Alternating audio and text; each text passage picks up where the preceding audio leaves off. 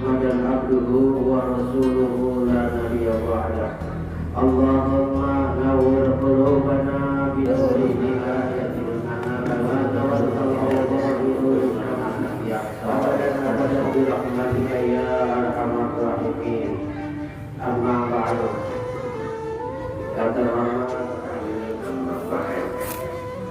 Sahabat fadilah, para guru, para asatidz, bil khusus, bil karam, bil karam, walasaduhi, keluarga besar, orang tua kita, Bapak Haji Namin, dan pengurus Mushola Al-Amanah, Bapak para Haji, karam, Bapak Haji Namijan, para tokoh yang lain bersepuh, Bapak-bapak, para jamaah serta ibu-ibu, jamaah salat maghrib Mushola Al-Amanah, dan semoga senantiasa kita ada dalam ridha dan rahmatnya Allah Subhanahu wa Ta'ala. Amin ya rabbal alamin. Puji syukur kepada Allah Rabbul Ghafur pada kesempatan malam hari ini setelah kita melaksanakan sholat maghrib berjamaah, kita bisa bersama-sama duduk di majlis ilmu. Kelihatannya kita duduk di mushola, pada hakikatnya kita sedang duduk di taman, di antara taman-taman surganya Allah Subhanahu wa Ta'ala. Amin ya rabbal alamin.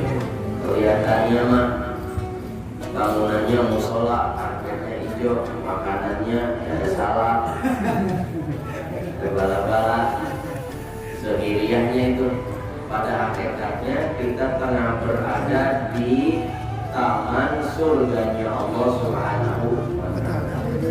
Rasulullah SAW bersabda, "Idza marartum bi riyadil jannah farta'u." Apabila engkau melewati taman-taman surganya Allah, farta'u, mampir di taman surganya Allah, makan, minum, rebutlah sepuasnya. Para sahabat terus nanya, "Ya Rasulullah, ma huwa riyadul jannah?" Apa itu taman surganya Allah? Nabi sallallahu alaihi wasallam bersabda, "Balikul dzikr." Taman surganya Allah adalah tempat zikir, tempat mengingat kepada Allah Subhanahu wa Ta'ala. Para ulama menafsirkan hal itu zikir, tempat zikir adalah tempat di mana di dalamnya dibahas majlis ilmu, termasuk zikir, baca Quran, termasuk mengaji Al-Quran, baca sholawat, hal-hal yang membuat kita ingat kepada Allah Subhanahu wa Ta'ala. Karena pada intinya ibadah yang paling agung, yang paling besar, yang paling utama di hadapan Allah adalah zikir. Simbol zikir adalah sholat. Yang dikatakan sholat itu adalah wala dzikrullahi akbar, zikir yang paling besar. Simbolnya adalah sholat. Nah, sholat ini adalah tiangnya ibadah. Segala sesuatu ada tiangnya. Maka ibadah kita yang lain dianggap tidak beribadah, tidak baik ibadahnya sepanjang tiangnya tidak ditegakkan. Jadi ibadah kepada Allah itu Bapak Ibu ibarat bangunan. Ada pondasi, ada tiang, ada atap, ya. Mana pondasinya? Pondasinya akidah. Pondasinya akidah. Akidah di dalamnya ada ilmu tauhid. Di akidah itu luas. Spesifikasinya lebih mendetailnya adalah ilmu tauhid. Termasuk dalam akidah kita percaya kepada qada dan qadar, percaya kepada yaumul hisab, percaya kepada teladanya Nabi Muhammad SAW, itu bagian daripada akidah. Landasannya akidah. Tangganya atau tiangnya itu adalah sholat. Ibadah yang lain atapnya. Atap itu tidak bisa berdiri kalau tidak ada tiang. Dan tiangnya nggak bisa nempel kalau nggak ada fondasi. Jadi kalau kita mau belajar dari awal, maka dari fondasi dulu. Pantas para ulama mengatakan yajibu ala kulli mukallafin ma'rifatun ilahiyun bistiqoni. Wajib bagi setiap mukallaf mengetahui siapa Tuhan yang akan disembahnya sebelum dia menyembah. Jadi kita ibadah sholat ini dalam rangka melaksanakan perintah Allah, menyembah Allah. Itu jawabannya itu kalau bahasa anak zaman sekarang nggak ilmiah. Kenapa sholat pada kiblat? Tahu aku dari dulunya begitu. Mau berdoa kiblat, sholat kiblat. Itu namanya jawaban. Namanya kita ikut-ikutan. Boleh ikut-ikutan, boleh. Yang penting jangan sepotong-sepotong ngikutinnya. Jadi kalau ada kiai, ada ulama kita ngikutin kiai, nanti kiai itu yang akan bertanggung jawab ke apa yang kita ikuti. Hadirin para jamaah yang dirahmati Allah Subhanahu wa taala, fondasi pertama akidah. Maka wajib setiap mukallaf itu adanya di agama kita ada mukallaf, ada mu'allaf. Apa itu mukallaf? Balighin, aqilin, orang yang sudah balik dan berakal. Maka ketika dia mukallaf terkena hukum taklifi. Apa itu taklifi? Hukum pembebanan. Laki-laki kalau sudah balik, ciri baliknya apa tuh? Ciri balik itu di antaranya mimpi jima. Perempuan usia 9 tahun litis sinina kemudian mengeluarkan darah haid itu sudah taklif, itu sudah terkena pembebanan hukum, sudah terkena wajib, sunnah, haram, halal, sudah ditanggung bebannya. Kita semua ini sudah otomatis ini. Bapak-bapak sudah mukallaf dan melewati balighin, aqilin. Apabila ada orang balik dan berakal, maka terkena hukum taklifi, hukum syariat. Dan Allah tidak akan membebankan hukum syariat sesuai dengan kemampuan para hambanya. La yukallifullahu nafsan illa wus'aha. Setiap nabi yang diturunkan ke alam dunia Allah berikan syariat. Dan semudah-mudahnya syariat yang diturunkan oleh Allah adalah syariatnya yang diturunkan kepada Nabi Muhammad sallallahu alaihi wasallam. Jadi umat Nabi Muhammad ini umat akhir zaman, umat yang khairul ummah, ukhrijat lin-nasi, yang dikeluarkan oleh Allah di akhir zaman, umat terbaik, tapi juga yang mudah. Umat Nabi Muhammad itu umat yang terakhir dikeluarkannya, tapi paling dulu masuk ke dalam surganya Allah Subhanahu wa ta'ala. Alhamdulillah.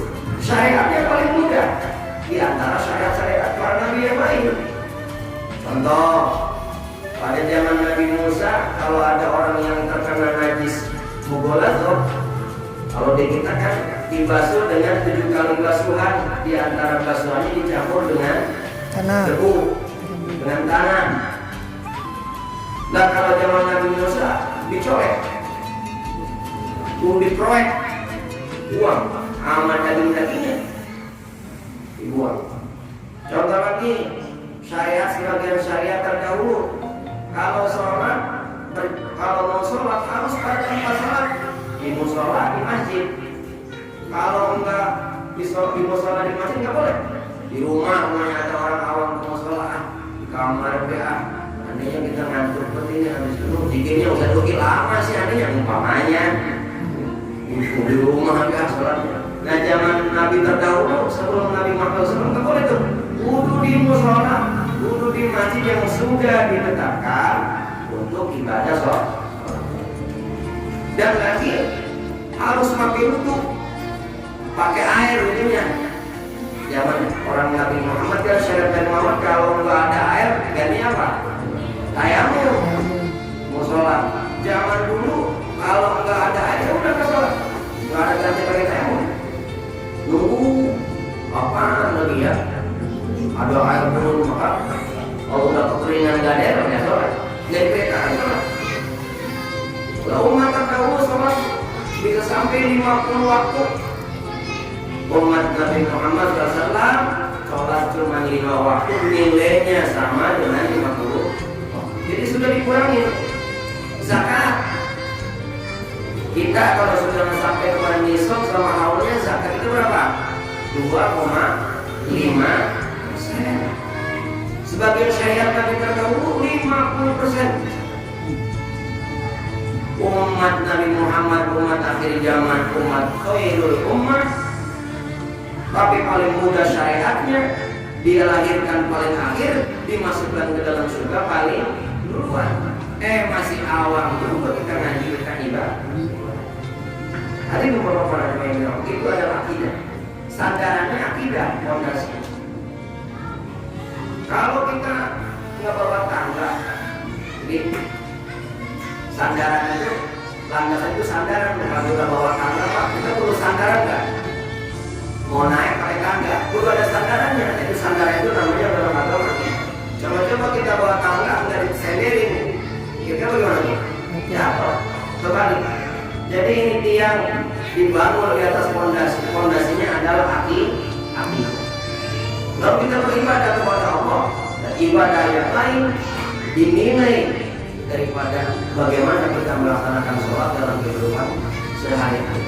Ketika ada hadis yang mengatakan awal lima hasab, pertama kali dihisab sholat, itu bukan cuma sholat yang ditanya tuh, berkaitan dengan keabsahan sholat, syarat wajibnya sholat, rukun-rukunnya sholat, syaratnya sholat kudu bersih daripada hadas kecil dan hadas besar.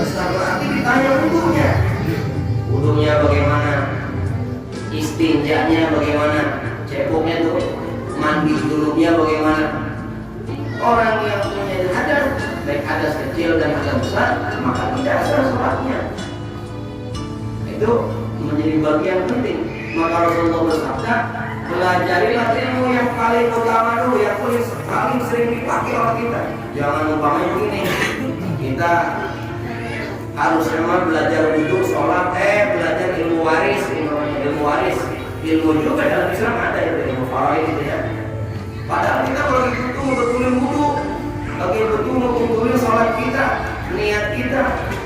Itu maka kalau ngomongin utama keduluin hal yang paling kita butuhkan dalam kehidupan sehari-hari. Nah, anak-anak yang perempuan, putri-putri kita yang baru maka kewajibannya mengenal ibadah, caranya mandi junub, batasan-batasan haramnya ketika sedang itu diajarkan. Dan itu kewajiban tugas daripada para orang tua. Nggak mampu orang tuanya, titipkan anak-anak kita, putra-putri kita kepada orang-orang yang memang menguasai tentang masalah. Ada orang-orang yang sama Allah Subhanahu Wa Taala.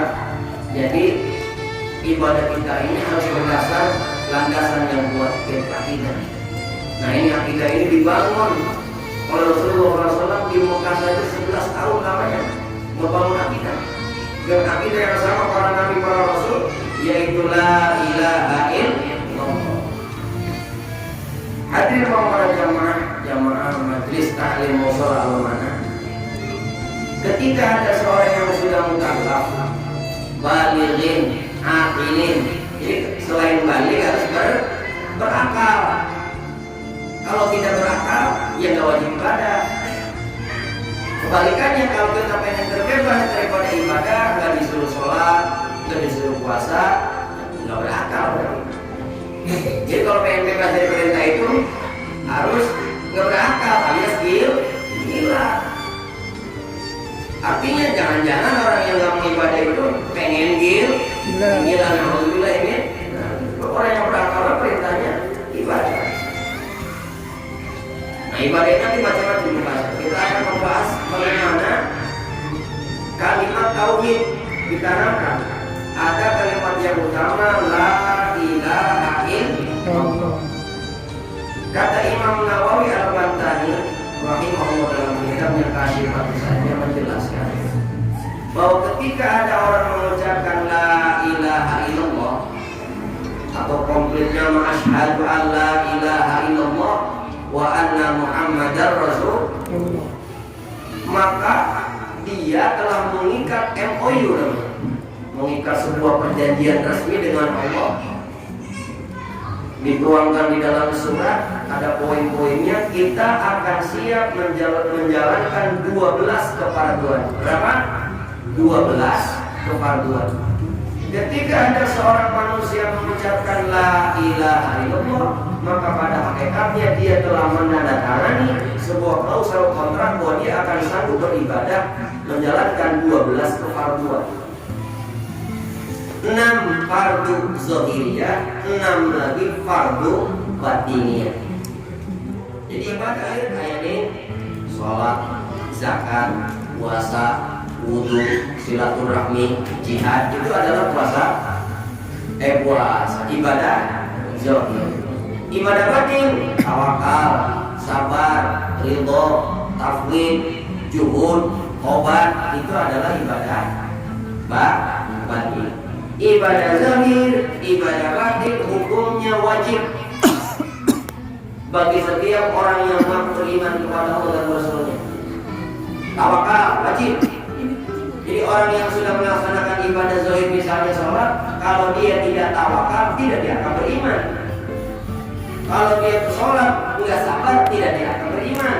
Kalau dia ngaku beriman ibadah zakat puasa tapi uring-uringan baik ditimpa musibah tidak ridho terhadap qadar Allah, dianggap tidak beriman. Kalau dia tawakal kepada Allah, in kuntum mu'minin. Kau bertawakal kepada Allah jika engkau benar-benar beriman kepada Allah Subhanahu wa Ta'ala. Jadi 12 kefarduan ketika orang sudah mengikat la ilaha illallah Muhammadur Rasulullah. Itu la ilaha illallah kalau kita hitung hurufnya ada 12. Pernah hitung enggak, Pak? La ilaha illallah ada 12 huruf. Muhammadur Rasulullah ada 12 huruf juga. Jadi ada 24 hal yang harus kita pahami berkaitan dengan sirrun min asrari kalimat tauhid. Hadirin Bapak para jamaah yang dirahmati Allah Subhanahu wa Ta'ala. Kenapa pentingnya mengenal Allah terlebih dahulu? Ada pepatah mengatakan tak kenal maka tak sayang. Boleh jadi ada banyak orang yang belum bisa datang ke majelis taklim, belum ada datang orang yang ke mushola al-amanah untuk sholat, bukan berarti benci kalau mushola, bukan kagak senang sama pengajian, karena belum tahu betapa pentingnya itu ibadah kepada Allah Subhanahu wa Ta'ala. Kalau anda saja sudah tahu, hatta merangkaknya bakal dilakoni. Kalau tahu, kabilah. Karena nggak tahu. Nah kita yang setiap hari ngaji bagian daripada duduk di taman-taman surganya Allah, kudu bersyukur. Hadirin Bapak yang dirahmati Allah, jadi datangnya kita setiap waktu sholat berjamaah, mau sholat al-amanah, bahkan malam ini kita ngaji setiap hari Sabtu, itu bagian daripada kita mensyukuri nikmat yang diberikan oleh Allah Subhanahu wa Ta'ala. Kalau sudah kenal Allah, siapa Allah? Itu Allah yang telah menciptakan kita, yang telah menghidupkan kita, mengatur kita, memberikan setiap apa yang ada di bumi yang di alam ini. Lillahi ma fis samawati wal ardh. Semua yang ada di langit dan di bumi kepunyaan Allah Subhanahu. Tidak ada satupun yang ada dalam diri kita milik kita, nggak ada. Hatta napas selembar bulu itu miliknya Allah Subhanahu. Oleh karena itu ketika diberikan nikmat, bisa bernapas, bisa melihat, maka wajib kita bersyukur. Nah, jadi bersyukur itu akan terasa nikmat kalau kita mengenal siapa penciptanya. Oh ya Allah. Dan Allah menciptakan makhluk dari zaman dulu hingga akhir zaman, nggak pernah tuh Allah merasakan kerugian, jatuh bangkrut, nggak ada. Jadi Allah Al-Ghani wal Mughni. Allah itu kaya, maha kaya dan memberikan kekayaan. Ada seorang nabi yang kaya raya. Nabi siapa Pak? Kaya raya itu Nabi Sulaiman alaihissalam. Nabi Sulaiman salah satu nabi yang paling kaya. Bahkan barangkali sampai hari ini belum ada yang menandingi kekayaan Nabi Sulaiman, putranya Nabi Daud alaihissalam. Jadi ini salah satu di antara nabi-nabi Bani Israel. Di antara nabi yang paling banyak itu dari keturunan Bani Israel. Israel itu siapa? Nabi Yakub bin Ishak bin Nabi Allah Ibrahim Khalilullah. Nabi Yakub punya nama lain Israel. Nabi Yakub punya istri. Di antara sebagian istrinya itu punya anak 12 Di antara anak yang 12 itu ada yang namanya Yahuda atau Yahudi. Maka Yahudi ini bagian daripada keturunan Bani Israel. Para nabinya banyak tuh, termasuk Nabi Musa, Nabi Harun, Nabi Ilyas, Nabi Zakaria, Nabi Sulaiman, dan seterusnya. Nah, Nabi Sulaiman ini Nabi keturunan ke-14 dari Nabi Ibrahim alaihissalam. Kaya raya, memang warisan dari Nabi Daud alaihissalam. Jadi Nabi Daud ini Pak, dongeng dulu gitu ya. Punya istri Nabi Daud itu 99. 90 agak lekor itu Nabi Daud ya. Kita satu geselek raja kaya raya Nabi Daud. Punya cerita Nabi Daud membaca sejarah para orang tua kalau leluhurnya nenek moyangnya, yaitu sejarah Nabi Yakub, sejarah Nabi Ishak, sejarah Nabi Ibrahim alaihissalam. Diketemukan sejarah bahwa setiap para nabi itu diuji oleh Allah Subhanahu wa Ta'ala. Nabi Ibrahim diuji enggak? Diuji. Ketika enggak pernah kunjung punya putra, kemudian punya putra Nabi Ismail alaihissalam, diuji oleh Allah, diperintah untuk disembelih Nabi Ismail oleh Ibrahim. Itu ujian Nabi Ibrahim. Nabi Yakub dipisahkan dengan Nabi Yusuf belasan tahun lamanya, menangis. Nabi Yakub buta matanya. Itu Nabi Yakub alaihi. Terus para nabi. Nabi Daud matur berdoa kepada Allah, ya Allah, orang-orang tua kami, orang-orang tua saya diuji, dimuliakan dengan ujian. Apakah saya akan juga diuji untuk dimuliakan ya Allah? Kalau memang segera bakal dimuliakan ujian, saya minta ujian itu ya Allah agar saya dimuliakan.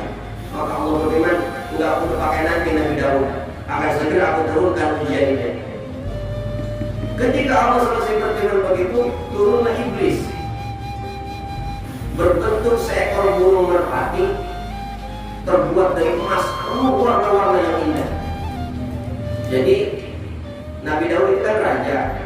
Kalau disamperin burung merpati terbuat dari emas baru penuh dia.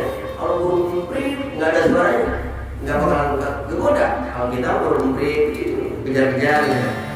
Kalau Nabi Daud raja, jadi udah biasa melihat emas seperti ini, biasa itu raja. Maka yang datang burung merpati terbuat dari emas dengan warna-warni yang indah.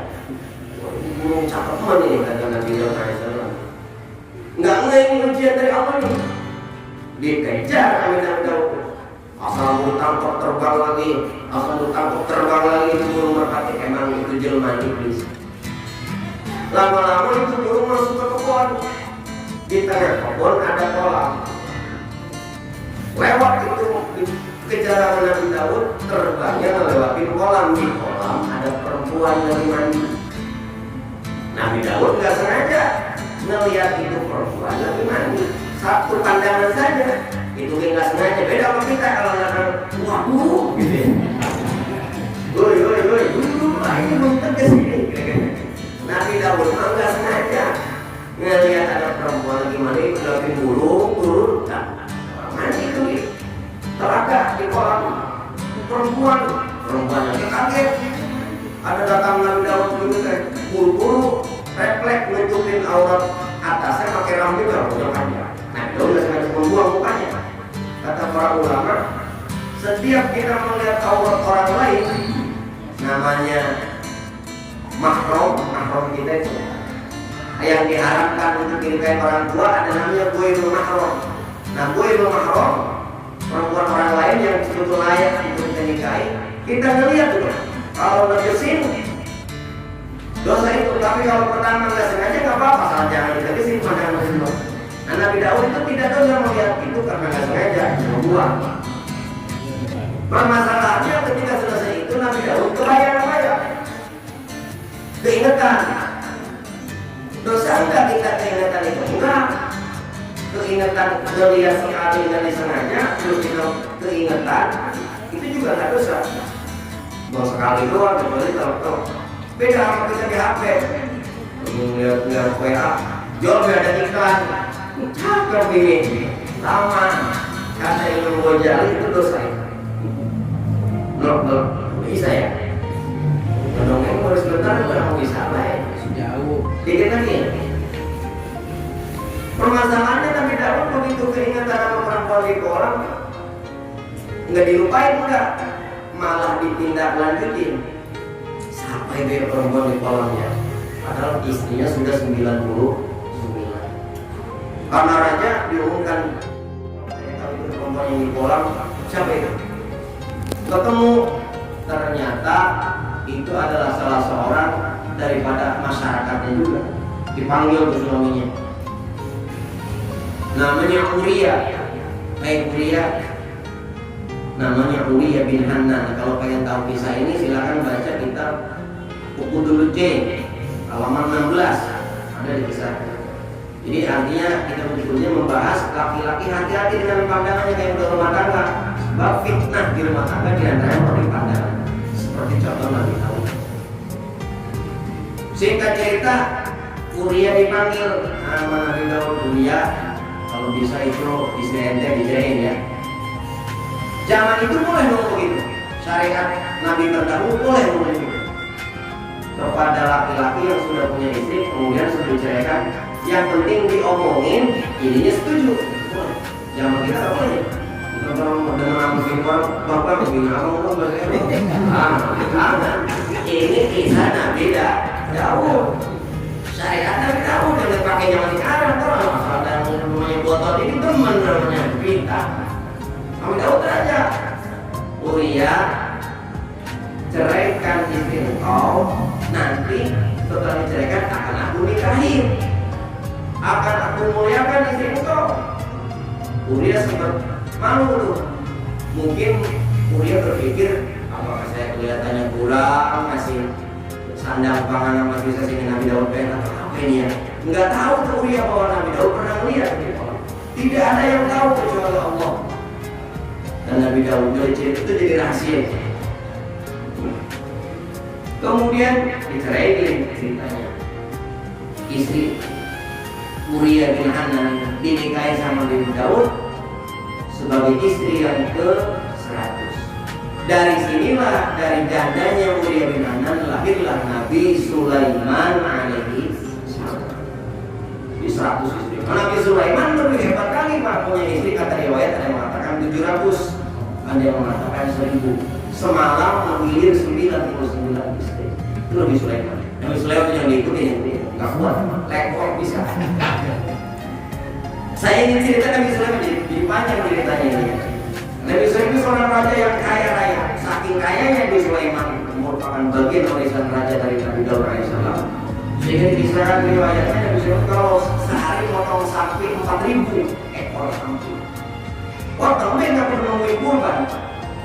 Satu waktu bermohon kepada Ya Allah, izinkan saya untuk memberikan makan makhluk engkau. Oh iya, saya akan diberikan kekayaan oleh Allah. Pengen atau istilahnya memberi makan yang lain, minta izin kepada Allah. Kata Nabi Sulaiman, Ya Allah izinkan saya memberikan makan makhluk engkau. Ente mau ngasih makan makhluk yang di mana Nabi Sulaiman? Saya nyobain deh, pengen ngasih makan yang di laut. Ya deh, Nabi Sulaiman mengumpul pas tentara kumpulin makanan. Kita akan ngasih makan makhluk Allah yang ada di laut. Begitu dimulai pada hari itu makanan habis. Sehari nggak sanggup Nabi Sulaiman ngasih makan makhluk Allah yang ada di laut. Belum makhluk yang di darat, belum makhluk yang nggak kelihatan, belum makhluk jin, malaikat, semuanya Allah yang ngasih rezeki. Dari dulu sampai akhir zaman nanti, abadan Allah tidak akan pernah jatuh miskin, jatuh bangkrut. Itu Allah Maha Kaya. Nabi Sulaiman yang paling kaya. Ya Allah, nggak sanggup kata Sulaiman, baru sehari ya teman. Saya dari dulu memberikan rezeki kepada makhluk nggak pernah surut. Jadi diibaratkan ini air segelas mau kecil lah, ada benang dicelumin ke air diangkat, ada airnya ke bawah apa tuh? Ada air ke bawah ya di ujung benang tuh. Nah airnya bukan segelas, seluruh samudra yang ada di dalam. Itulah kekayaan Allah yang diambil oleh seluruh makhluk di alam dunia, nggak pernah kekurangan. Kita perlu bangga mengenal Allah yang Maha Kaya. Oleh karena kita yakin Allah Maha Kaya, maka kita tidak boleh menggantungkan hidup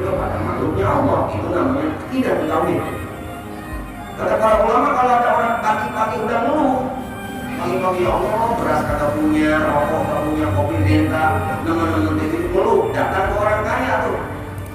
Haji dan kita pusing banget di rumah, genteng bocor, bocah ingusan, kita belum bayaran, mana bocah belum kebeli BH, pernahnya diceritain itu ngeluh gitu.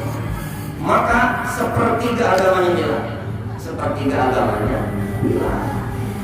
Jadi siapa tempat mengadu yang paling utama? Kepada Allah Subhanahu wa Ta'ala yang maha kaya, yang maha memberi.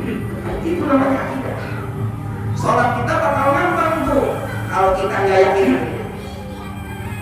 Pantas-pantas baik sholat kita mah rajin, tapi nggak tanha anil pasha iwan. Sebab akidahnya, ke fondasinya, ke ditinjak keset, keinjak. Gimana kalau keset licin pada keinjak, sodot begitu. Nggak panjang akidahnya, digoyang-goyang teh, betul bro, akidah kita. Oleh karenanya kalau ditanya mana pelajaran yang paling utama, kita belajar akidah di dalamnya tauhid, mengenal Allah Subhanahu wa Ta'ala, mengenal sifat-sifatnya Allah, mengenal nama-namanya Allah, lalu berpindah ke tauhid Rasul, mengenal para malaikat. Ada 50 akidah diniyah yang harus kita pahami. Minimalnya tahu artinya minimal. Bilang barat dalilnya mah bilang barat. Dalil tafsirnya itu buat tingkatan iman berikutnya ke kita, bapak-bapak mengenal itu sifat-sifat Allah yang 20 tuh. Wujud kidam bako, aja sama-sama. Wujud kidam bako. Ya sama-sama. Lawatul lil hawadis Yamu binasi wadaniyah iradat ilmu ayat sama pasorkan akhirat mulidan aliman kaya basiran mutakaliman basiran sami'an basiran mutakaliman. Yang paling ketahui maknanya